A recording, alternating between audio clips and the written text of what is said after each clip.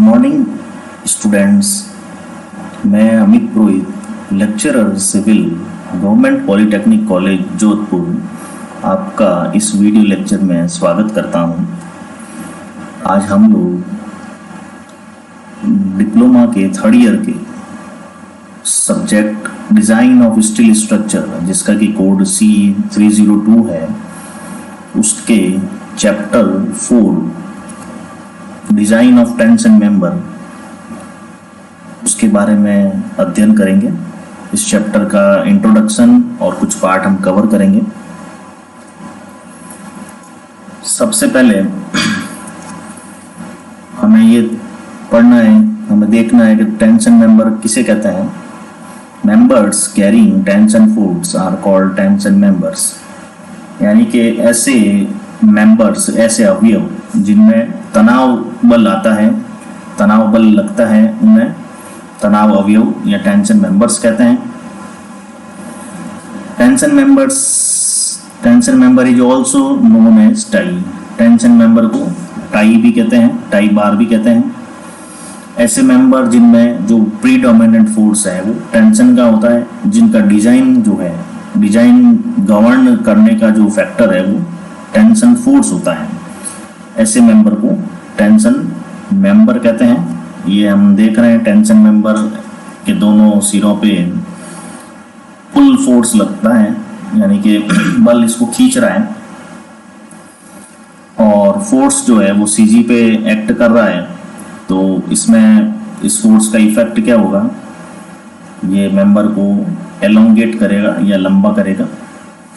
तो ऐसे members tension member कहलाते हैं।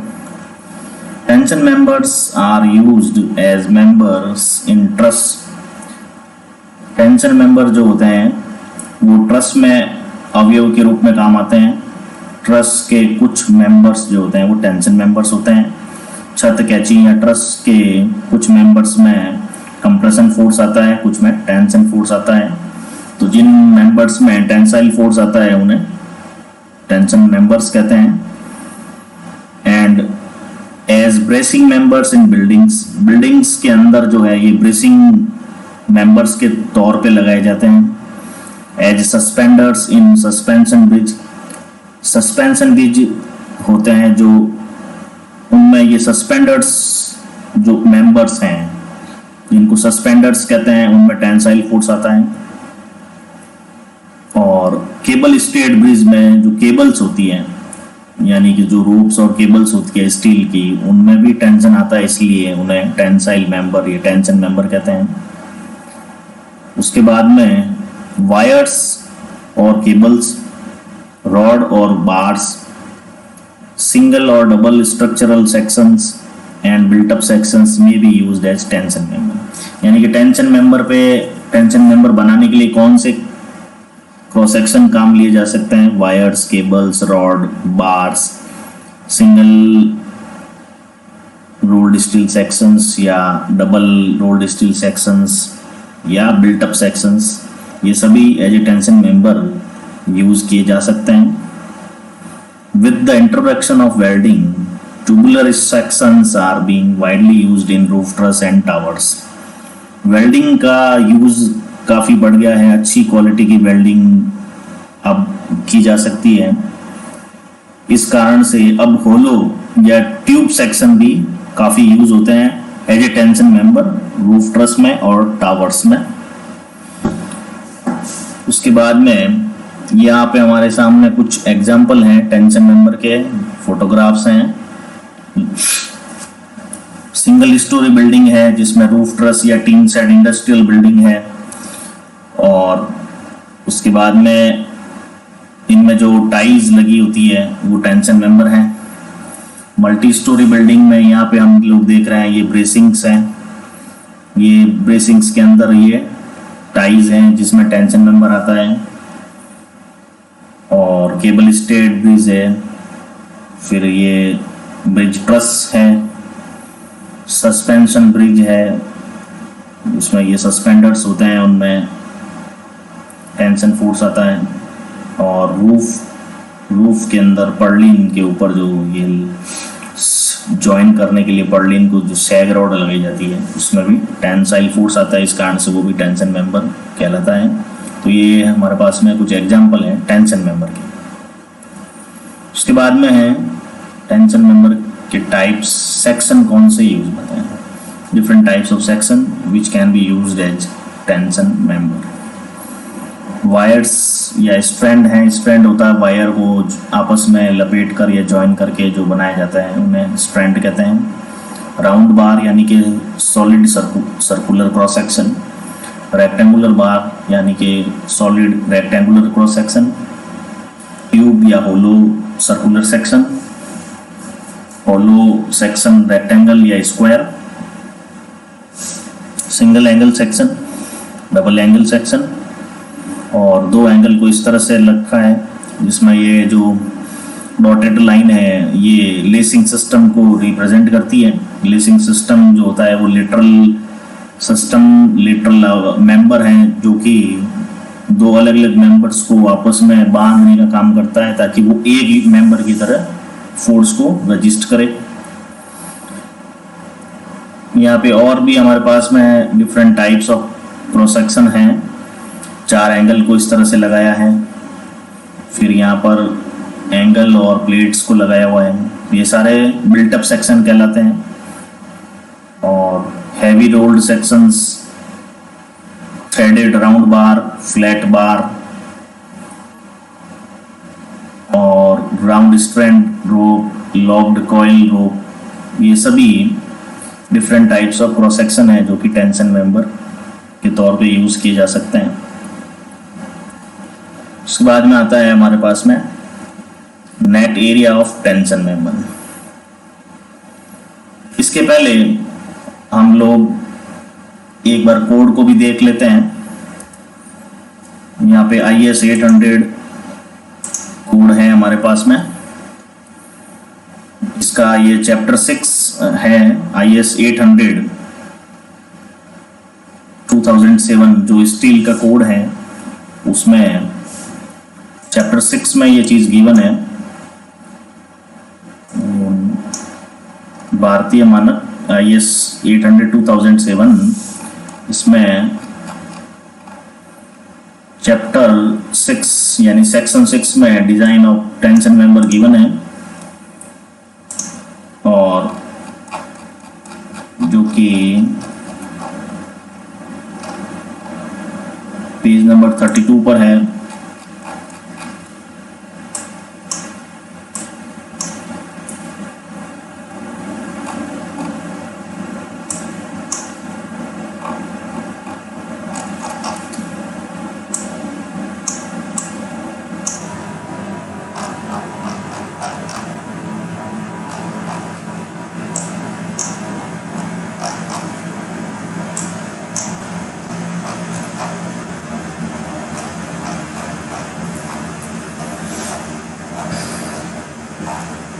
तो ये सेक्शन 6 कोड का चैप्टर 6 है जिसमें टेंशन मेंबर को बताया गया है बारे में। तो यहाँ पर पहले टेंशन मेंबर को डिफाइन किया हुआ है। Tension members are linear members in which axial force act to cause elongation, यानी कि ऐसे मेंबर जिनमें ऐसे लीनियर मेंबर यानी कि जिनकी क्रॉस सेक्शन की तुलना में लंबाई ज्यादा होती है उन्हें लीनियर मेंबर कह रहे हैं। और एक्सियल फोर्स उसमें लगता है यानी कि उनके क्रॉस सेक्शन के परपेंडिकुलर डायरेक्शन में CG पर फोर्स लगता है और जो कि उन मेंबर्स में उनको स्ट्रेच करे या उनका एलोंगेशन करे, ऐसे मेंबर को टेंशन मेंबर कहते हैं। ऐसे member such members can sustain load up to ultimate load at which stage they may fail by rupture at a critical stage, यानी कि टेंशन मेंबर जो है वो अल्टीमेट लोड तक लोड को रजिस्टर कर सकते हैं, यानी कि चरम बल तक, चरम यानी यील्डिंग लोड के भी आगे फ्रैक्चर लोड तक जो है ये लोड को रजिस्टर कर सकते हैं। उसके बाद में इनका रप्चर होकर फेलियर हो जाता है। However, if the gross area of the member yields over a major portion of its length before rupture load is reached, the member may become non-functional. हालांकि अगर किसी मेंबर के किसी पार्ट में लंबे पार्ट में यील्डिंग होने के कारण मटेरियल में जो है एलोंगेशन ज़्यादा हो जाता है तो फिर वो मेंबर फंक्शनल नहीं रहता है, तो वो फेलियर माना जाता है। Plates and other rolled sections in tension में फेल बाय ब्लॉक शेयर, ये आगे हम पढ़ेंगे। ब्लॉक शेयर फेलियर भी होता है टेंशन मेंबर में। और टेंशन मेंबर में डिजाइन स्ट्रेंथ जो है कैसे, यील्डिंग ऑफ क्रॉस सेक्शन और design strength due to rupture of critical section. यानी कि फर्स्ट इसका फेलियर का क्या तरीका है कि मेंबर का जो क्रॉस सेक्शन है, gross area, gross cross section जो है वो यील्डिंग में फेल हो जाए, तो उसका यहाँ पे कोड में स्ट्रेंथ निकालने का फॉर्मूला भी गिवन है। TDG equal to AG FY upon gamma M naught. AG है gross area of cross section, यानी क्रॉस सेक्शन का जो actual area, complete area. FY हो गया यील्ड स्ट्रेस ऑफ मटेरियल, और गामा M नॉट है partial safety factor for tension failure in yielding. तो ये टेबल 5 में कोड में गिवन है, जिसकी वैल्यू 1.1 होती है। Design strength due to rupture, tension member का फेलियर जो है रप्चर में भी हो सकता है किसी क्रिटिकल सेक्शन पर। तो इसके अंदर जब ये प्लेट के लिए ये जैसे फॉर्मूला गिवन है TDN equal to 0.9 ANFU upon gamma M1, तो यहाँ पर AN जो है वो net effective area of member है। तो अभी हम इसको और आगे बाद में लेंगे, पर अभी यहाँ पर हमको देखना है कि नेट एरिया क्या होता है, उसके बारे में हमें पढ़ना है। तो नेट इफेक्टिव एरिया क्या होता है,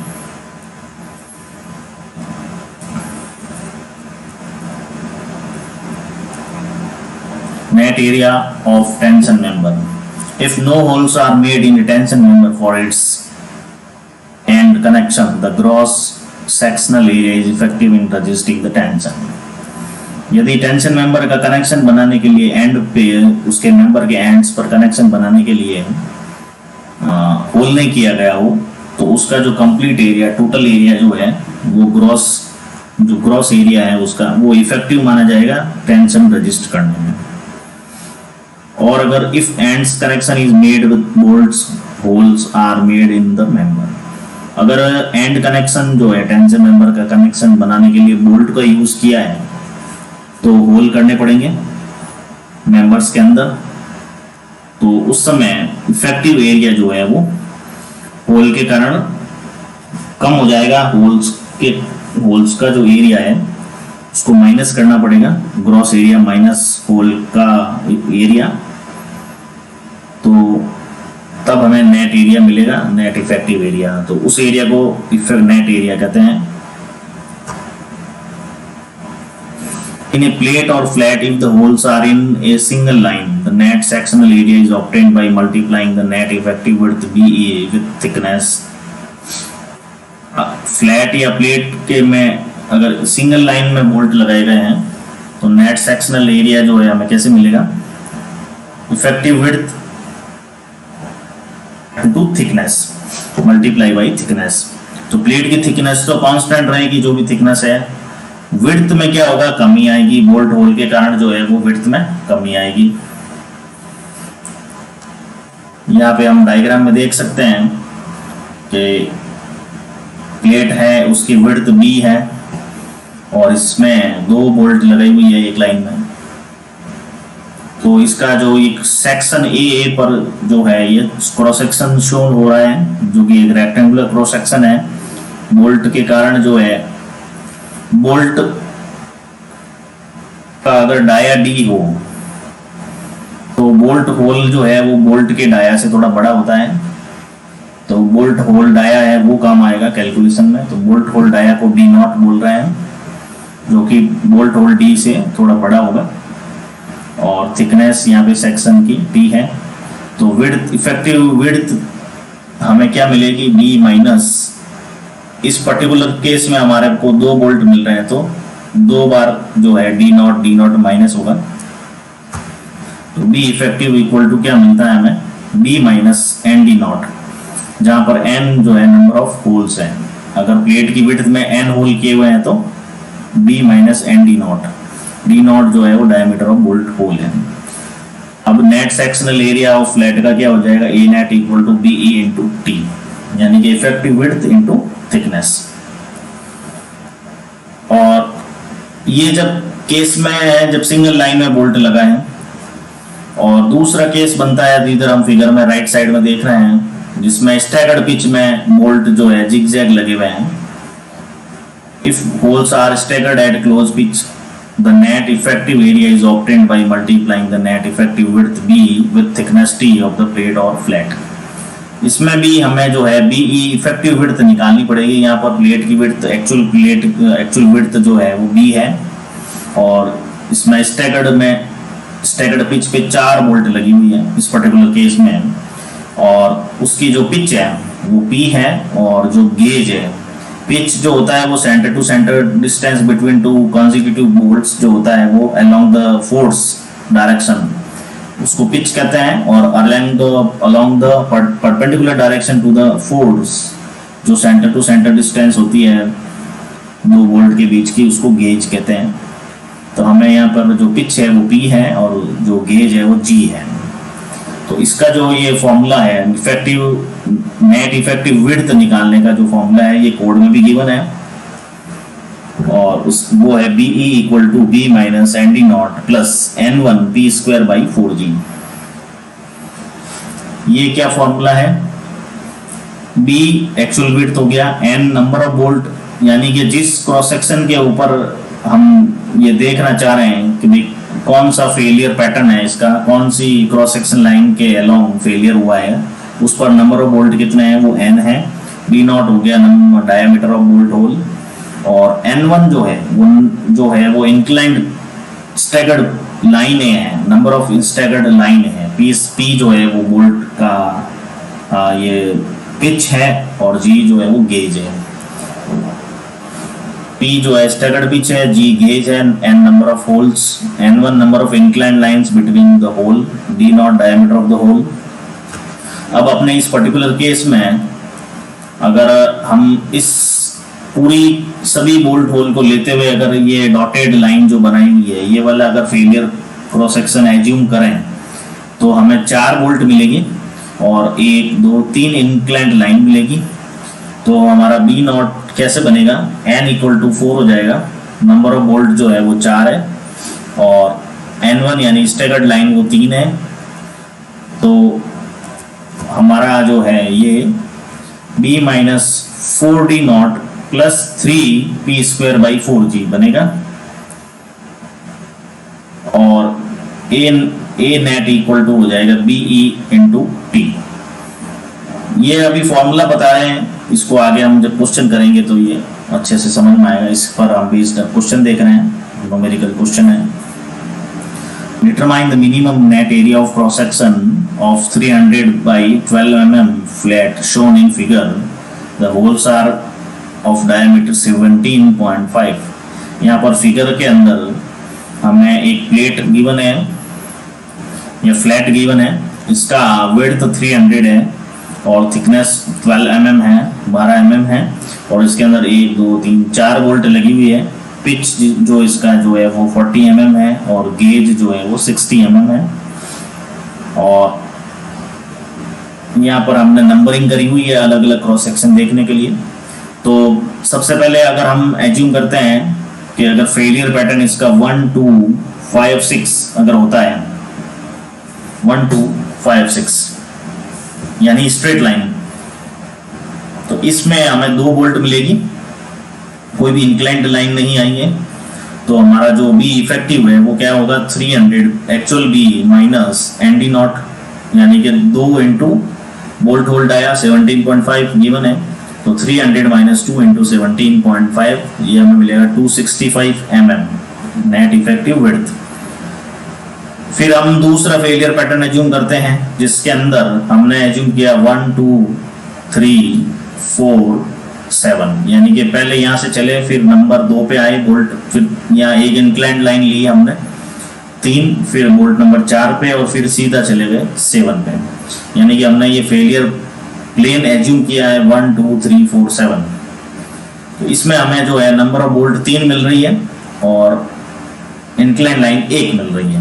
तो हमारा BE इफेक्टिव विड्थ निकालने का फॉर्मूला हो जाएगा actual width 300 minus ND nought, यानी कि 3 बोल्ट आ रही है तो 3 इंटू 17.5 प्लस एक इंक्लाइन लाइन आ रही है तो 1 into P square by 4G। P यानी कि पिच हमारे को 40 इसमें गिवन है 40 और 4G यानी G जो है वो 60 है। तो इसको हम सॉल्व करेंगे तो हमें 254.2 mm मिल रहा है, जो कि पहले वाले से कम है। हमें जो है क्रिटिकल सिचुएशन देखनी है, यानी कि जिस पे हमें एरिया जो है नेट एरिया जो सबसे कम मिलेगा तो फेलियर पैटर्न उसके अलोंग होगा। फिर हमने एक पैटर्न और एज्यूम किया नेट इफेक्टिव विड्थ निकालने के लिए 1 2 3 4 5 6, यानी कि हमने अब पहले 1 से चले 2 नंबर बोल्ट पे आए, 3 नंबर बोल्ट पे आए, फिर 4 नंबर बोल्ट पे आए, उसके बाद फिर इंक्लाइन लाइन से 5 नंबर बोल्ट पे आके फिर सीधा 6 नंबर। तो इस इंक्लाइन इस फेलियर पैटर्न के अंदर इस फेलियर प्लेन के ऊपर हमें 1 2 3 4 बोल्ट मिल रही है और 2 इंक्लाइन लाइन आ रही है।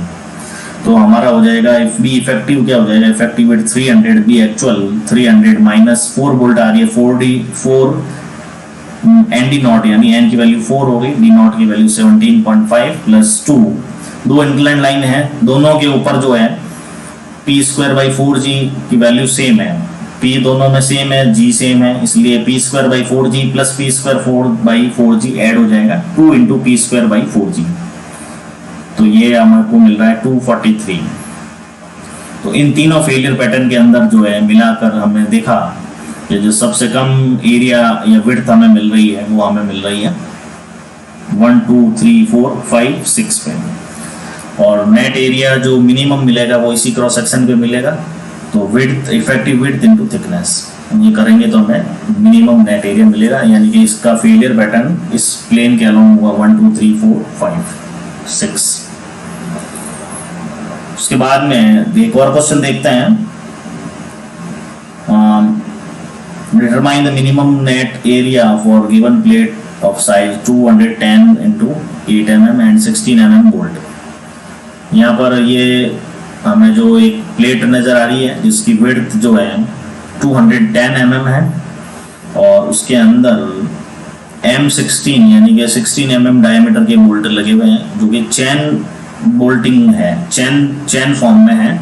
इस तरह के जब बोल्ट सीधी लाइनों में लगे होते हैं, रेक्टेंगुलर एरे फॉर्म में होते हैं, तो इसको चैन बोल्टिंग बोलते हैं, जिसमें पिच की वैल्यू 50 है और गेज की वैल्यू भी 50 है। 30-30 जो है ये एज डिस्टेंस कहलाता है।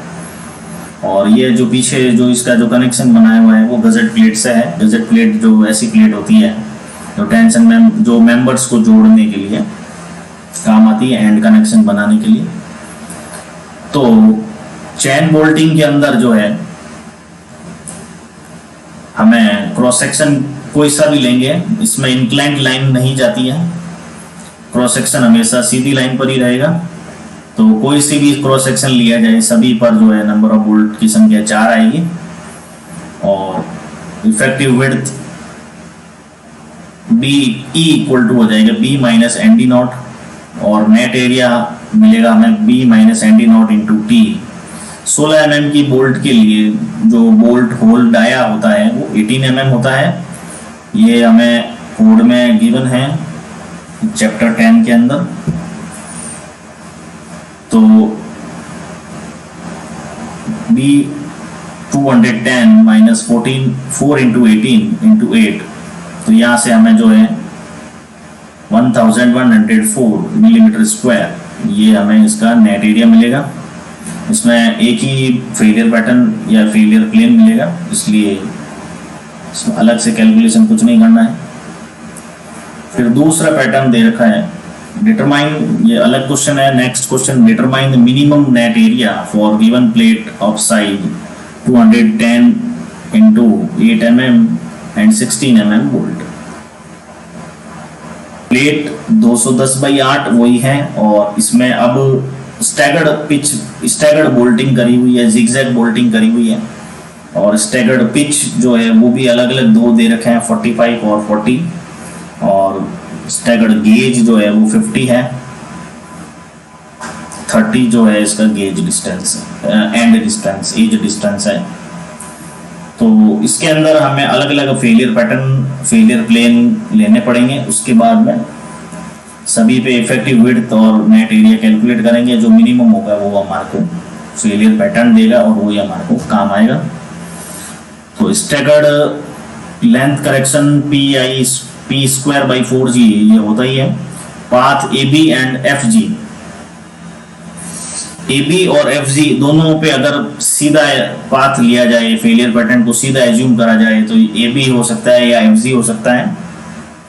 तो दोनों पे कैलकुलेशन सेम आएगी। नेट एरिया क्या मिलेगा हमें, B minus N D naught into T. 16 mm की बोल्ट है, तो इसलिए बोल्ट होल जो होगा डाया जो होगा, बोल्ट होल डाया 18 mm का होगा। बी एक्चुअल जो है 210 माइनस एन डी नॉट, दोनों पे ए और बी करें चाहे एफ सी करें तो उस पर 2 बोल्ट आ रही है। थिकनेस हो गई 8 mm।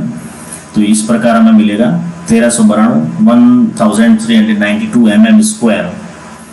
फिर दूसरा फेलियर पैटर्न अगर एज्यूम करते हैं, path C D E, path C D E यानी कि बीच में सीधा वाला पाथ जिसपे 3 बोल्ट होल आ रही है। तो 210 वही B minus N D naught into thickness, 210 minus 3 into 18 into 8, ये मेरे को मिल रहा है 1248, जो कि उससे काफी कम है। नेक्स्ट पाथ हमने जो एज्यूम किया अब है ए सी डी ई, यानी कि ए से तिरछी लाइन गई पहले सी पे, उसके बाद सीधा चला गया। इस पे हमें 1 2 3 4 बोल्ट मिल रही है और एक इंक्लाइन लाइन आ रही है। तो इसका फॉर्मूला बनेगा B minus N D naught plus P square by 4g। ये हमें को मिलेगा इफेक्टिव विड्थ इनटू थिकनेस करेंगे तो हमें एरिया मिलेगा। तो बी है 210, 4 बोल्ट आ रही है, तो एन डी नॉट 18 16 की बोल्ट है, इसलिए बोल्ट होल डाया हो गया 18। तो B minus N D naught यानी 4 इंटू 18 प्लस एक इंक्लाइन लाइन है, तो उसका जो स्टैगर्ड पिच है वो 45 आ रहा है इस पे ए से लेके सी तक। तो 4 square P square by 4g, इस पे गेज 50 का है।